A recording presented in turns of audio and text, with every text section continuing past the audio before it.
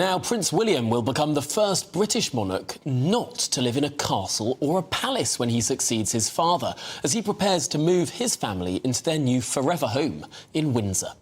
Royal sources say the move will give the Prince and Princess of Wales a fresh start after what's been a difficult year, or a difficult 3 years even, for the royals, during which time the Queen, the late Queen, passed away, and both Kate and the King were diagnosed with cancer.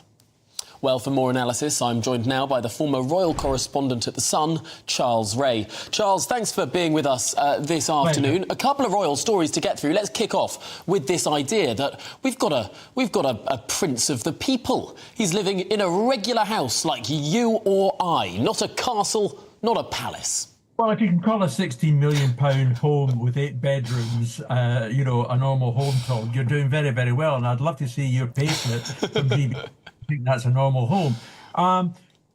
I think you're extrapolating quite a bit out of that when he becomes king, because when he becomes king, things will change, which will in effect say to him he will have to live in one of the castles. At that time, Buckingham Palace will be refurbished.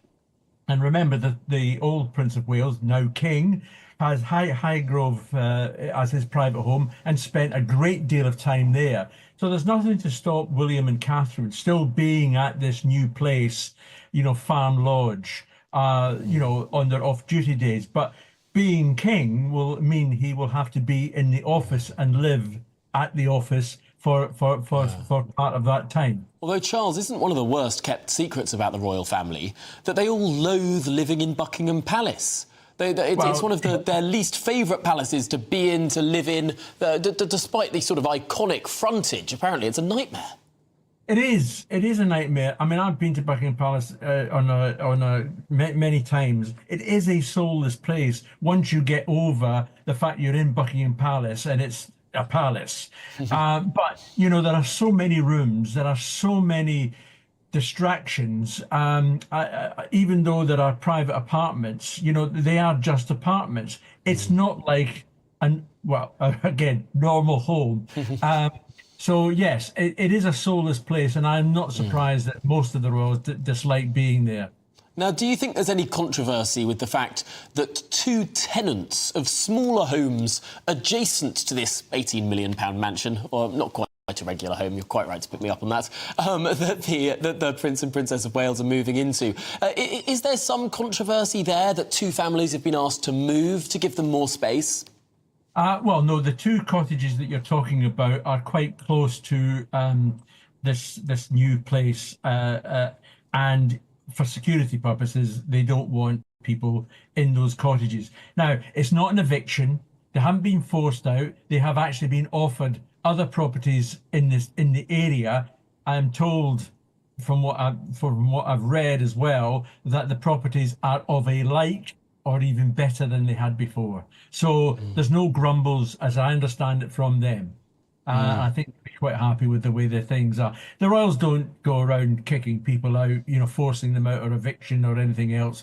I mean, they have to get this security right. And remember, William is not going to have a live-in staff. Yes, he's going to have security around, but staff are not actually going to be living at Farm Lodge. It's purely going to be a family home. Family feuds, royal rifts, and the endless tabloid obsession with trying to pit brothers against each other. Today we're diving into one of the UK media's favourite narratives, the so-called trust issues Prince William allegedly has with Harry and Meghan. Once again, Meghan Markle is being scapegoated, held up as the reason why reconciliation isn't happening between the brothers. But let's be real. The truth is far more complicated, and the press simply loves to spin it in a way that protects the monarchy while vilifying Harry and Meghan. Now, according to the latest round of reports, Prince William is apparently the one holding back from reconciliation with Harry. Ingrid Seward, one of the usual royal commentators trotted out by the press, is quick to say that Meghan is the flea in the ointment. Yes, those are her words, that Meghan is the reason peace can't happen. And let's pause there for a second, because when people call Meghan names, reduce her to an inconvenience, or paint her as the entire problem, what they're really doing is protecting William and Charles from accountability. They never want to admit that maybe William isn't the golden boy they want the world to believe. Let's remember, Harry and Meghan left the UK 5 years ago. 5 years. And yet here we are, still watching Meghan blamed for every single fracture in that family. They said she made Kate cry. They said she disrespected the Queen. They said she manipulated Harry. And now they're saying she's the one blocking reconciliation. No mention of William's actions, no mention of how the institution failed Meghan when she was at her lowest. Instead, the story is flipped, so William looks like the calm, dutiful one, while Meghan is vilified. But here's the truth. Harry has reached out. Even the same articles that criticise him admit it. He's made calls, he's sent texts, and guess what? William hasn't responded. So let's get this straight. William is stonewalling his own brother, yet somehow the blame lands on Meghan. If William has trust issues, that's on him. That's not Meghan's burden to carry. And this whole nonsense about Meghan's father, Thomas Markle, oh, the tabloids love to drag him into the conversation. Ingrid Seward actually said, it's extraordinary that Meghan's children haven't met their grandfather. But what's truly extraordinary is how the press keeps pretending Meghan is the one responsible for the estrangement when it was her father who sold her out, who cashed in on her name, who staged paparazzi photos, and who gave interviews trashing his own daughter. Let's not rewrite history here. If you can't respect your daughter's privacy and dignity, you don't get automatic access to your grandchildren. Period. Meghan did the right thing protecting her kids. Now, let's look at these polls that commentators like to wave around. Back in 2021, right after the Oprah interview, the majority of Americans sided with Harry and Meghan. Over time, yes, there's been a shift in numbers, but polls are snapshots. And who pushes these polls? Outlets with their own agendas. Even if Meghan's numbers have dipped, she still commands global attention, global respect and global influence. She and Harry have built Archewell, launched impactful projects and continue to use their platform for good, while William and Kate are barely managing ribbon cuttings. Let's be honest, if Meghan so much as changes her nail polish, it's front-page news. The media obsession alone tells you who the real star power is. And while the press is busy painting William as the victim of Meghan's presence, here's what they don't want to admit.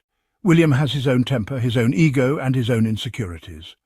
Multiple reports, even from so-called royal experts, have admitted that William insulted Meghan. Harry hasn't forgotten that.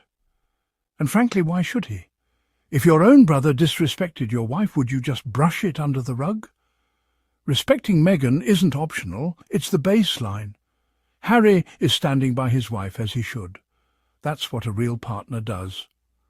What's also laughable is this idea that reconciliation depends on Harry apologising. Apologise for what? For telling the truth about what he and Meghan went through.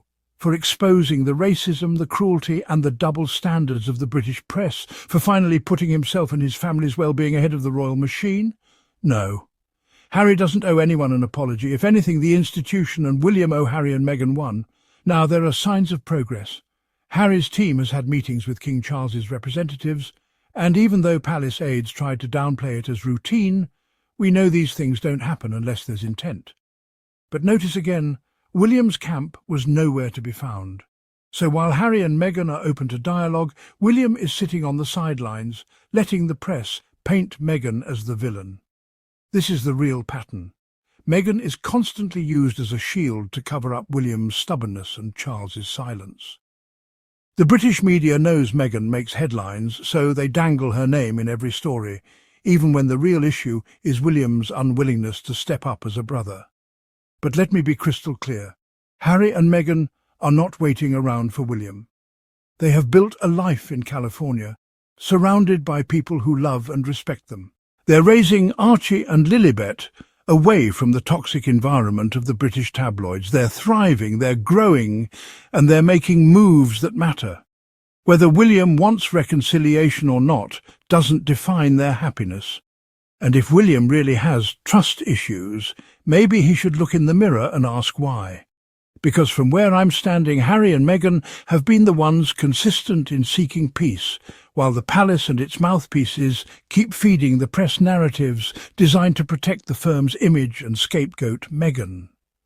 So the next time you hear commentators like Ingrid Seward or Robert Lacey or anyone else saying it's Meghan's fault, remember what's really happening. Meghan is the convenient distraction. She's the easy target. And that tells you everything about the institution's fear of her. They can't control her, so they demonise her. And as always, we here at Royal Sussex Squad will keep cutting through the noise, exposing the spin and standing firmly with Harry and Meghan, because what they've endured is proof of their strength, resilience and commitment to truth. Prince William's trust issues, seen as roadblock to peace with Harry and Meghan, the Duke and Duchess of Sussex, left the UK 5 years ago. Prince William's misgivings about Meghan Markle are seen as the main obstacle to reconciling with his estranged brother, Prince Harry, according to a royal author. The Prince of Wales, 43, is understood to have had no contact with Harry for more than 2 years, with their fractured relationship further damaged by the Sussexes' projects, including a tell-all memoir, high-profile interviews and a Netflix series. Royal commentator Ingrid Seward claimed that William has been unwilling to reopen dialogue with Harry amid trust issues. "The flea in the ointment really is very much Meghan," she said. "She's disliked intensely by a large number of the monarchists of this country. Prince William's trust issues, seen as roadblock to peace with Harry and Meghan, vertical bar, Getty." "I think a lot of people in America feel the same," Seward added. On March 8, 2021, a US YouGov Snap poll taken right after the Sussexes' Oprah Winfrey interview revealed that 68% of Americans expressed sympathy for Harry and Meghan, while 27% said they felt little or none. By May 2022, however, YouGov polling showed Meghan's popularity slipping. At that point, 45% of Americans viewed her positively and 36% negatively, leaving her with a net approval rating of +9. In YouGov's most recent US poll from April 2025, only 41% of Americans viewed Meghan positively. This placed the Duchess of Sussex below Prince William, Princess Kate and Prince Harry in popularity. Seward, author of My Mother and I, also pointed to Meghan's ongoing rift with her father, Thomas Markle Sr., whose relationship with his daughter broke down around the time of her 2018 wedding. He suffered a stroke in 2022 and has never met his grandchildren. "It's just extraordinary to think that her children have not met their grandfather," Seward continued to tell Fox News. "There are a lot of difficult emotions to get over there," she added. The remarks come after insiders told People that William and Harry remain on separate paths. Royal historian Robert Lacey, author of Battle of Brothers, told the outlet, "The rift is very profound and very long-lasting. It will not be changed, in my opinion, until Harry makes a move and apologises." Sources also claimed that Harry's attempts to reach out to William via calls and texts had gone unanswered. Seward suggested William has taken a firm stance in keeping distance from the Sussexes, while Harry believes his wife was mistreated during her time as a working royal. "Harry thinks that William insulted Meghan," she said. "I think when you have that kind of animosity, it's really hard to get around it. I just don't see any kind of reparation. I just don't see it at this moment." In May, Prince Harry told the BBC that he wants reconciliation with his family. 2 months later, the Sussexes' aides were photographed meeting King Charles's representatives in London in what was viewed as huge progress in peace relations between the two camps. However, Kensington Palace aides, who represent Prince William and Princess Kate, were not present at the meeting.